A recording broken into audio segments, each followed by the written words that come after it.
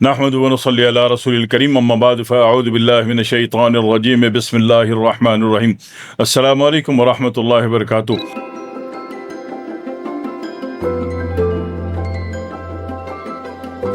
کیلے کے چھلکے میں بہت سارے احباب نے فرمایا تھا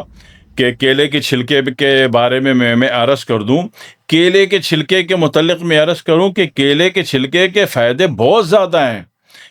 اتنے زیادہ ہیں کہ اگر میں اس کو تفصیلاً بیان کر دوں تو ہو سکتا ہے کہ آپ کیلا کہیں دوسرے کو تو کھا لے، چھلکا آپ کھا جائیں، ٹھیک ہے۔ کیلے کے چھلکے کا سب سے فائدہ یہ ہے کہ اسکن میں کہیں بھی خشکی ہے، الرجی ہے، حساسیت بڑھی ہوئی ہے، فنگل انفیکشن ہے، ایگزیما ہے، سورائسس ہے، وہاں پہ وہ سکون دیتا ہے، لاب دیتا ہے، آرام دیتا ہے، تسکین دیتا ہے۔ اس کا اندر کا جو گودے والا حصہ ہے وہاں محض مل لیا جائے تو ایک بات۔ دوسری بات، جو بچیاں انڈر شیو میں ریزر یوز نہیں کرتی اور بلیچ اور کاسٹک سے بنی ہوئی کریمیں استعمال کرتی ہیں، ان کو جو خارش ہو جاتی ہے اس جگہ پہ، اس کا جو بہترین مداوا ہے، بجائے مزید کاسٹک اور بلیچ کی کریم لگا کے اس ایریے کا بیڑا غرق کرنے کے، ٹھیک ہے نا، اس کا بہترین علاج یہ ہے کہ کیلے کا چھلکا جو گودے والا حصہ ہے وہ اس جگہ پہ مل لیا جائے جہاں پہ بدترین خارش پیدا ہو گئی ہے، ہیئر ریموونگ کے آڑ میں کریم، ہیئر ریموور بلیچ کریمیں لگا کے وہ تکلیف ختم ہونے پہ ہوتے ہوتے ختم ہو جاتی ہے۔ تیسری بات، سر میں ڈینڈرف بہت زیادہ ہے تو عورتوں کو تو میں کچھ بھی نہیں کہہ رہا اس معاملے میں، ان کے لیے تو میں دوسری ویڈیو بنا چکا ہوں۔ مرد حضرات سے اپیل کرتا ہوں کہ وہ گنجے ہو جائیں، جیسے کہ عمرے پہ گئے اور جب عمرے سے آئے تو گنجے ہو کے آئے تو مزید گنجے ہی رہیں 1 مہینہ، اور کیلے کا چھلکے کا گودے والا حصہ سر پہ ملتے رہیں صبح شام رات 3 ٹائم۔ یقین کیجئے کہ 11-12 دن میں زندگی آرام میں آنی شروع ہو جاتی ہے، ایک بات۔ دوسری بات یہ ہے کہ بواسیری تکلیف میں اگر ایک زخمی کیفیت ہے، ٹھیک ہے، دیکھو باتھ روم والی جگہ میں زخمی کیفیت ہے تو بواسیر ہے، اگر پیپ والی ٹیوب ہے وہاں پہ دانہ ہے تو وہ فیسٹولا ہے، اور اندرون باتھ روم والی جگہ میں زخمی کیفیت ہے تو جس میں سے خون آ رہا ہے اندر سے، وہ فشر ہے، ٹھیک ہے۔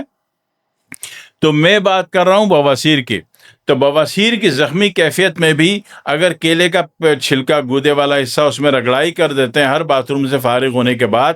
تو یقین کیجئے کہ وہ جلدی آرام میں آنے لگتا ہے، مندمل ہونے لگتا ہے، ایک بات۔ دوسری بات یہ ہے کہ وہ تمام احباب جن کو دنیا نے کہہ دیا کہ جناب علی آپ کو ٹی بی ہے، اچھا ٹی بی عام طور پر پھیپھڑے کی ٹی بی مانی جاتی ہے، اور سینے کی جو پسلیاں اس کی ٹی بی مانی جاتی ہے، سانس کی نالی کی ٹی بی مانی جاتی ہے، نہیں نہیں نہیں، اس کو بڑا کر دیجئے، اس کو بڑا کر دیجئے، سر کے بال سے لے کر پاؤں کے ناخن تک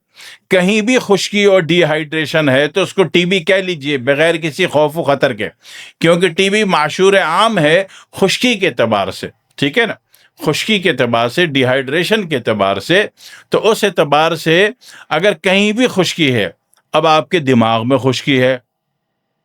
آپ کے گلے میں خشکی ہے، آپ کے حلق میں خشکی ہے، آپ کے پھیپڑے میں خشکی ہے، آپ کے جناب علی پسلیوں میں خشکی ہے، آپ کے پیٹ میں، معدے میں، آنتوں میں خشکی ہے، آنتوں میں خشکی، سمجھ میں آ رہی ہے، ٹھیک ہے جی۔ تو ایسی تمام خشکی کی صورت میں، یا ناخنوں میں آپ کے خشکی آ رہی ہے اور ناخن ڈرونی شکل اختیار کر کے وہ ٹوٹ مرنا چاہ رہے ہیں، تو ایسی تمام صورت میں جب خشکی کی یہ کیفیت ہو، یہ عالم ہو، تو ایسی صورت میں اگر آپ ایک کیلے کا چھلکا صبح دوپہر شام رات، ٹھیک ہے، باریک کاٹ کے 1 کپ پانی ڈال کے اس کو شیک کر کے گرائنڈ کر کے پی لیتے ہیں، چاہے تو اس میں تھوڑا سا گڑ ملا لیجئے، ٹھیک ہے، یہ کاسٹک بلیچ اور کیلشیم کاربونیٹ والی سفید چینی نہیں ملانی آپ نے، سفید زہر جس کو کہتے ہیں وہ نہیں ملانا، تھوڑا سا گڑ ملا لیجئے، یقین کیجئے کہ آپ کی جسمانی انٹرنل باڈی خشکی ختم ہونی شروع ہو جاتی ہے۔ اور جب بھی ایکسٹرنل باڈی خشکی کا آپ کوئی بھی علاج کر رہے ہوں گے تو یاد رکھیے کہ انٹرنل باڈی کی خشکی کو، ڈی ہائیڈریشن کو ختم کرنا بھی انتہائی ضروری ہے۔ جب تک انر کیمسٹری آپ کی مینیج نہیں ہوگی، آؤٹر کیمسٹری اچھا ڈیلیور نہیں دے گی۔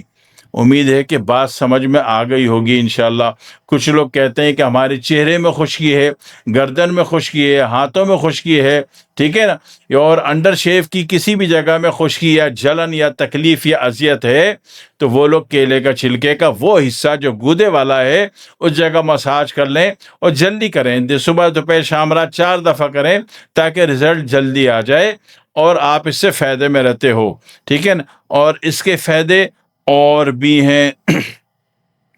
اس کے فائدے اور بھی ہیں۔ اگر اس کیلے کے چھلکے کو سکھا لیا جائے اور سکھا کے پاؤڈر بنا کے، اچھا یہ ڈائریکٹ نہیں سوکھے گا، ڈائریکٹ سوکھنے میں بہت ٹائم برباد کر دے گا۔ اس کو آپ نے پھیلا کے رکھ دیا، اور جو وہ ہوتا ہے آپ کے پاس سہاگا بریا ہوا پسا ہوا، وہ اس پہ ہلکا ہلکا سب پہ چھڑک دیا تو یہ جلدی سوکھے گا، اور سوکھنے کے بعد جب آپ نے اس کا پاؤڈر بنایا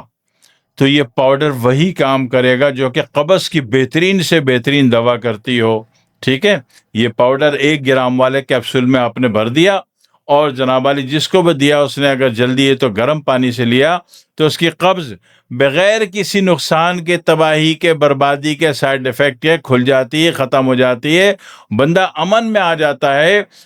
اور باتھ روم میں ایک ہی دفعہ میں جا کے فارغ ہوتا ہے،